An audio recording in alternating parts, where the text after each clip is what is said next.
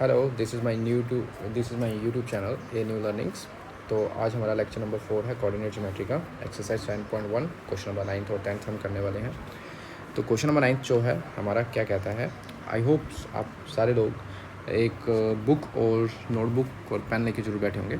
तो हम question number 9 की तरफ चलते हैं। क्वेश्चन नंबर 9 हमारा कहता है कि हमारा एक पॉइंट है क्यू नाम का, जिसके कोऑर्डिनेट 0,1 है, जो कि इक्वी डिस्टेंस पे है पी पॉइंट से भी और आर पॉइंट से भी।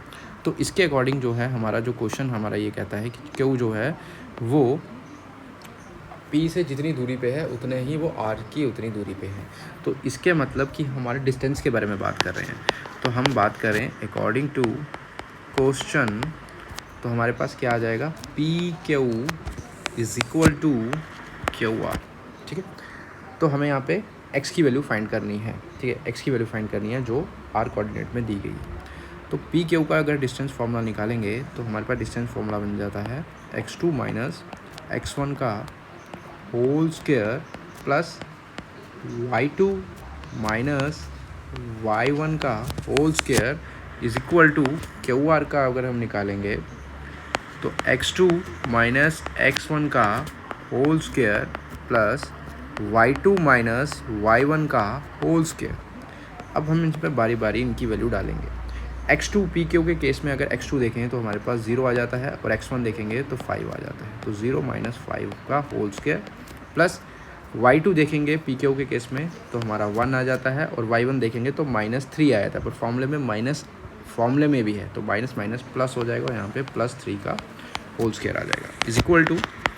फिर हम बात करें क्यू आर के केस में तो x2 हमारे पास जो है वो हमारे पास आ जाएगा x माइनस 0 का होल स्क्वायर प्लस y2 देखेंगे तो हमारे पास आ जाता है 6 माइनस y1 1 का होल स्क्वायर। इनको फर्दर सॉल्व करेंगे, -5 का होल स्क्वायर आपका 25 आ जाता है, प्लस 3 + 1 4 4 का whole square 16 is equal to x minus 0 x का होल स्क्वायर प्लस 6 माइनस 1 5 का होल स्क्वायर 25।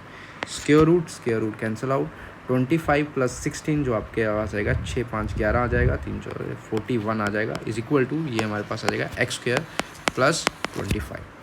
41 को अगर मैं राइट हैंड साइड ले जाऊंगा तो ये बनेगा x plus 25 minus 41 is equal to 0। इसको फर्दर सॉल्व करूंगा तो आएगा X square minus 16 is equal to 0। 16 को राइट हैंड साइड ले जाऊंगा तो माइनस का 16 है वो प्लस का 16 हो जाएगा, और एक्स स्क्वायर है स्क्वायर को जो इक्वल टू के उस साइड ले जाऊंगा स्क्वायर रूट में कन्वर्ट हो जाएगा, और 16 का स्क्वायर रूट जो होगा पर स्क्वायर है तो यहाँ पे दो वैल्यूज़ आ जाएंगी आपकी, एक आ जाएगी प्लस का 4 और एक आ जाएगा आपका माइनस का 4। अब यहाँ पे जो कोऑर्डिनेट है हमारा x का, जो x की वैल्यू है उसमें एक वैल्यू हम -4 का डाल के चेक करेंगे और एक 4 का डाल के चेक करेंगे। अब यहाँ पे x की वैल्यू तो हमने निकाल दी, बट हमें क्या साथ ही साथ क्वेश्चन में ये बोला है कि हमें क्या करना है, क्यू आर का डिस्टेंस निकालना है। इस क्यू आर का डिस्टेंस निकालना है, हमें x की वैल्यू पता लग गई है, अब हम क्यू आर का डिस्टेंस निकाल सकते हैं। उसके बाद मुझे पी आर का डिस्टेंस निकालना है, तो हम इसको क्वेश्चन को फर्दर सॉल्व करते हैं। ठीक है, अगर मुझे पी आर का डिस्टेंस निकालना है तो देखिए हमारे पास जो क्वेश्चन था उसमें क्वेश्चन में तो यही कहा था कि हमारे पास एक लाइन है, लाइन सेगमेंट है, और उसमें एक जो हमारे पास पॉइंट है आपका क्यू नाम का जो पॉइंट है वो उसका जो कोऑर्डिनेट है 0,1 है, वो पी से उतनी ही डिस्टेंस पे है। पी के हमें कोऑर्डिनेट्स दिए गए हैं वो है 5, -3, एंड आर का मुझे कोऑर्डिनेट्स दिए गए थे वो मुझे दिए गए थे x, 6। यहाँ तक कि मुझे x की वैल्यू पता लग गई है, x की वैल्यू मैंने निकाल दी है, एक वैल्यू 4 आई है, एक -4 आई है। अब मैं एक वैल्यू से ही डिस्टेंस निकाल के दिखाऊंगा, दूसरी की आप घर पे नोटबुक पे ट्राई कर सकते हैं। ठीक है, तो अब मुझे निकालना है क्यू आर। अगर मुझे क्यू आर निकालना है,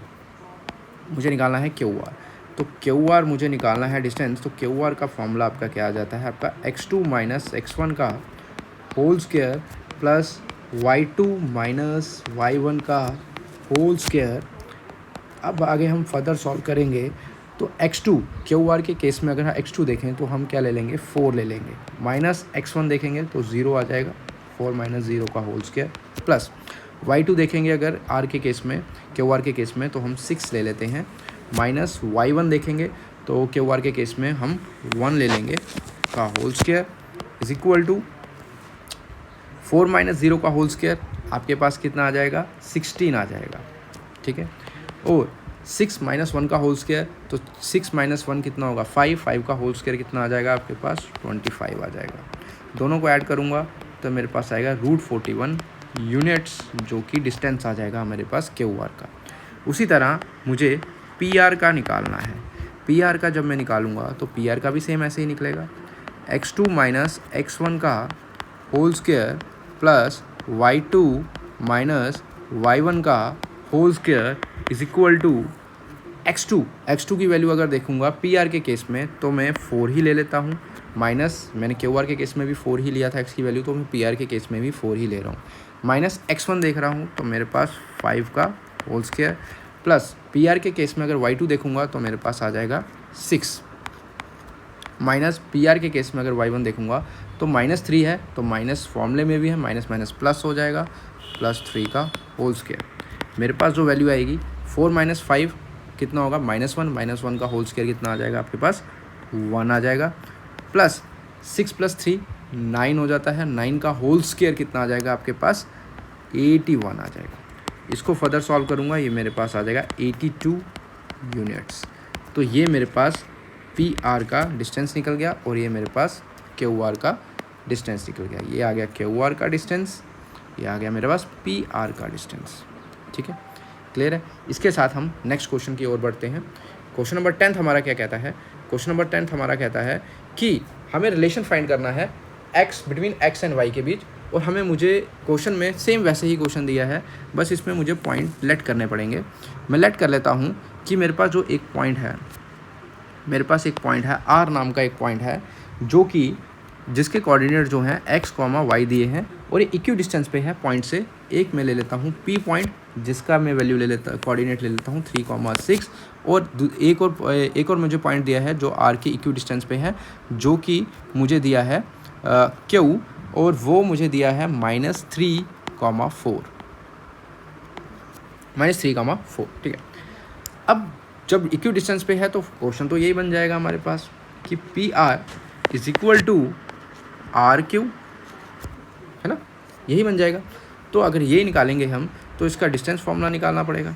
PR का distance formula x2 minus x1 का whole square plus y2 minus y1 का whole square is equal to RQ के केस में देखेंगे तो x2 माइनस x1 का whole square plus y2 minus y1 का होल स्क्वायर। अगर मैं बात करूं PR के केस में तो x2 की वैल्यू PR के केस में क्या आ जाएगी, मैं x ले लेता हूं, माइनस x1 जो आएगा उसका -3 आ जाएगा, तो x -3 का होल स्क्वायर प्लस y2 के केस में अगर मैं देखूंगा तो PR के केस में y2 देखूंगा तो मेरे पास आ जाएगा y माइनस, और PR के केस में y1 देखूंगा तो -6, y -6 का whole square is equal to. अब आते हैं RQ की तरफ। RQ के रिस्पेक्ट में देखूंगा तो मेरे पास x2 की वैल्यू आ जाएगी -3, ठीक है, और x1 की वैल्यू आ जाएगी आपके पास -x का whole square plus y2 check करूंगा तो आ जाएगा 4 माइनस y का होल स्क्वायर। पहले तो मैं स्क्वायर रूट और स्क्वायर रूट कैंसिल आउट कर दूंगा, इनको खोलूंगा मैं, a माइनस b का होल स्क्वायर मतलब x -3 का whole square, x square plus 9 minus 6x plus y -6 का whole square, y square plus 36 minus 12y is equal to, और मैं -3 माइनस x का होल स्क्वायर -3 का whole square plus x square minus 2 times -3 into x plus y -4 का whole square 4 का whole square plus y का whole square -2 times 4 into y। Clear है। अब इनको सॉल्व करते हैं। x square plus 9 minus 6x plus y square plus 36 minus 12y is equal to -3 का whole square 9 plus x square plus 3 2 6x आ जाएगा मेरे पास प्लस 16 प्लस y का स्क्वायर माइनस 8y। अब देखिए जो दोनों साइड जिनके जो वैल्यू इक्वल है और उनके साइन भी इक्वल है वो आपस में कैंसिल आउट हो जाएंगे। अगर हम एक्स स्क्वायर देखें तो दोनों साइड पॉजिटिव के हैं, कैंसिल आउट हो जाएंगे। 9 देखें दोनों साइड पॉजिटिव के हैं, कैंसिल आउट हो जाएंगे। y देखूं दोनों साइड पॉजिटिव के हैं, कैंसिल आउट हो जाएंगे। और कोई वैल्यू मुझे कैंसिल आउट होते हुए नहीं दिख रही। जो वैल्यू पीछे बची है उनको एज इट इज़ लिख लेते हैं। -6x plus 36 minus 12y is equal to 6x plus 16 minus 8y। अब किसी एक वैल्यू को मैं राइट हैंड साइड या लेफ्ट हैंड साइड ले सकता हूँ। तो अगर मैं इस वैल्यू को लेफ्ट हैंड साइड की वैल्यू को राइट हैंड साइड ले जाऊँ तो मेरे पास वैल्यू कुछ ऐसे दिख जाएगी, 6x plus 16 minus 8y plus 6x minus 36 plus 12y is equal to 0। 6 और 6 12x, ठीक है। माइनस 36 और प्लस 16 आपके पास आ जाएगा माइनस 20, और माइनस 8y प्लस 12y ये आ जाएगा मेरे पास plus 4y is equal to 0। और फर्दर सॉल्व करूँगा 12x plus 4y is equal to 20। और फर्दर सॉल्व करूँ, अगर मैं ध्यान से देखो 12x और 4y में से कॉमन क्या निकलता है, 4 कॉमन निकल जाता है। ब्रैकेट में क्या आ जाएगा, 4 कॉमन निकल गया, ब्रैकेट में 3x plus y is equal to 20। ये आपका मल्टीप्लाई में है, 4 जो है मल्टीप्लाई में है और इक्वल टू के वहाँ पे जाएगा तो डिवाइड में, तो 3x plus Y is equal to 5। तो ये आपका जो है रिलेशन निकल के आ जाएगा 3x plus Y equal to 5। इसी के साथ हमारा लेक्चर 4 जो है कोऑर्डिनेट ज्योमेट्री का एक्सरसाइज 7.1 का ख़त्म होता है, और इसी के साथ हमारी एक्सरसाइज 7.1 भी ख़त्म होती है। आज ही हम 7.2 की तरफ शिफ्ट करेंगे, सेक्शन फॉर्मूला की तरफ। तो अभी के लिए लेक्चर ये समाप्त होता है। Thank you.